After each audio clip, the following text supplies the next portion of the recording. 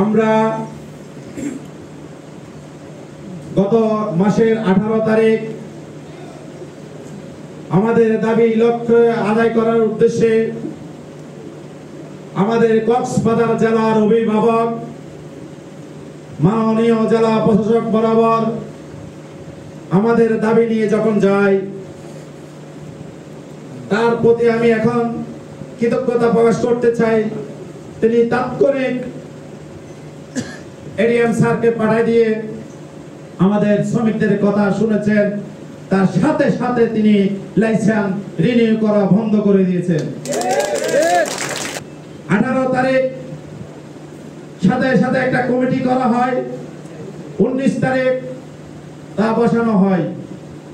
আমরা 19 তারিখ ওই মিটিং এ যাই, ওখানে একটা সিদ্ধান্ত আসে, যেহেতু দেশের পরিস্থিতি এখন স্বাভাবিক না, পৌরসভার নিয়ম নাই, সেক্ষেত্রে আমরা আরো কিছুদিনের জন্য পৌরসভায় লাইসেন্স গুলি রাখা যায় কিনা।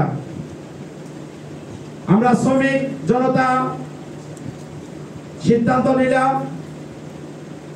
যেহেতু কথা অযৌক্তিক না, সেক্ষেত্রে আমরা আরো কিছুদিনের জন্য পৌরসভায় আমাদের লাইসেন্স গুলো থাক।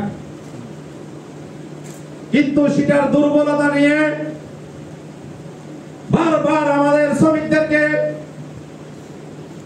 তারা বোকার সাজায় নাটক শুরু করে দিয়েছে। তখন আমাদেরকে 1 সপ্তাহের একটা সময় দেওয়া হয়েছিল, এক সপ্তাহের মধ্যে এর ভিতরে অনেক নাটক চলে গেছে। নাটক কি? আমি নাকি আপনাদেরকে বলছি লাইসেন্স খুলে ফেলতে,